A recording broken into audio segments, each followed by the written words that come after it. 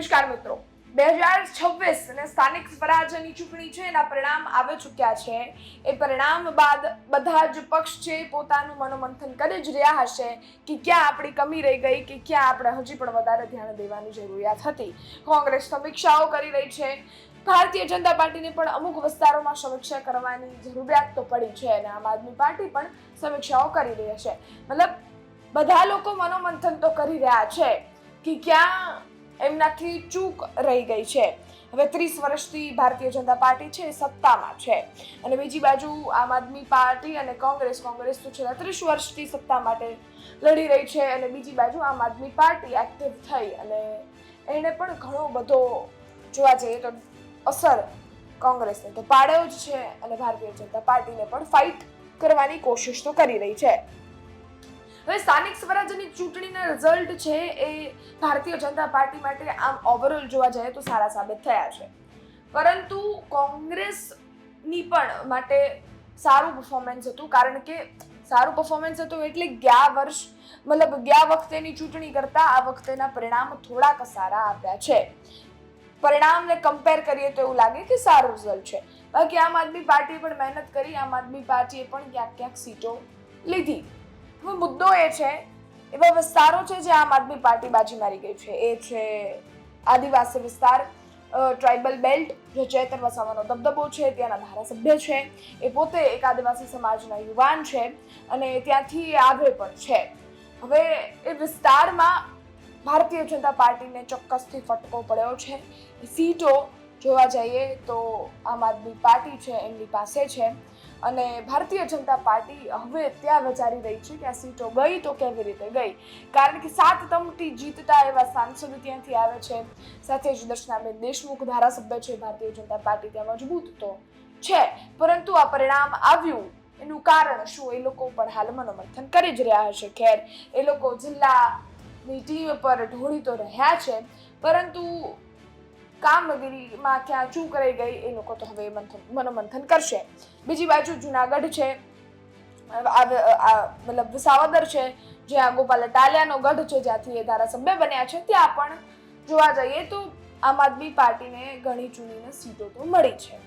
હવે વાત એ છે કે હવે 1.5 વર્ષ પણ નથી રહ્યું વિધાનસભા 2027ને અને એને લઈ અને બધા જ હવે તૈયારીઓ ચાલુ કરી દેશે. પરંતુ સૌથી પહેલા આમ આદમી પાર્ટીની એક ગુપ્ત બેઠક મળવા જઈ રહી છે. આજ અમદાવાદમાં એ બેઠક છે અને એ જ થંબ જોઈને તમે અંદર વિડીયો જોવા આવ્યા છો કે 2027માં શું આમ આદમી પાર્ટી અત્યારથી જ માસ્ટર સ્ટ્રોક બનાવી રહી છે અને બેઠક છે એમાં શું રંધાશે.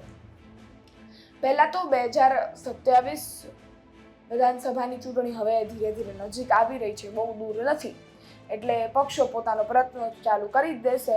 પરંતુ આ બેઠક છે એ અમદાવાદમાં થઈ રહી છે અને આમ આદમી પાર્ટી છે એ 2027ને લઈને ચર્ચાઓ કરશે, એને લઈને તૈયારીઓ અત્યારથી ચાલુ કરશે, એવી ચર્ચાઓ ગ્રાઉન્ડ પર હાલ ચાલી રહી છે. આ બેઠકમાં શું વાત થઈ શકે છે? જો સર્વપ્રથમ આદિવાસી વિસ્તાર છે એ આમ આદમી પાર્ટી માટે ખૂબ સ્ટ્રોંગ સાબિત થયો છે, ખૂબ મજબૂત છે. ચેતર વસાવાનો હોલ્ડ પણ ત્યાં ખરો.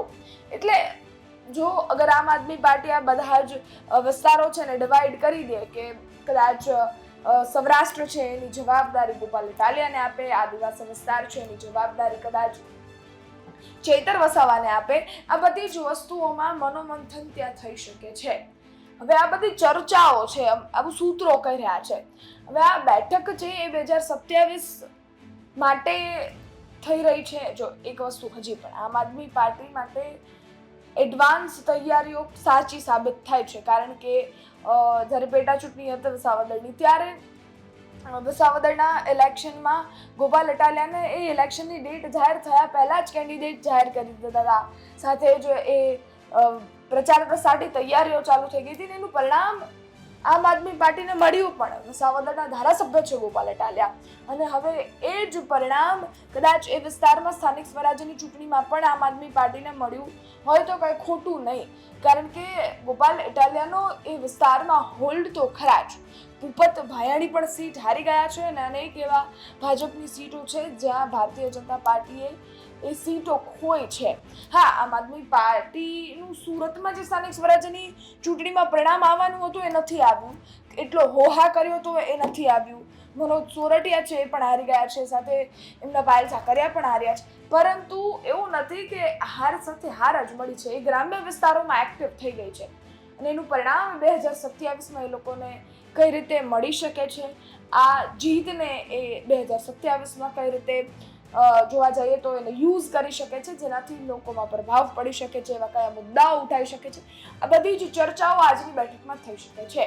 તો 2027માં કોણ કેટલું પરફોર્મ કરશે, ક્યાં કોણ કેટલી એડી ચોટીના જોર લગાડશે, એ તો ધીરે ધીરે હવે જેમ જેમ દિવસો નજીક આવતા જશે એમ એમ ખબર પડશે. જેમ જેમ વસ્તુઓ સામે આવતી જશે એમ તમારી સામે કહેતા જશું, તમને પણ માહિતગાર કરતા જશું. બાકી આ વિષયને લઈ આજે જે બેઠક મળવાની છે એને લઈ આપનો શું અભિપ્રાય છે કોમેન્ટ ચોક્કસથી કરજો.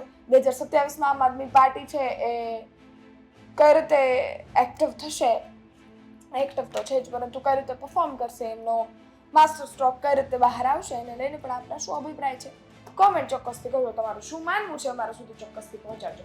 બાકી ફરી મળીશું નવી માહિતી સાથે. ત્યાં સુધી રજા આપો. ધન્યવાદ.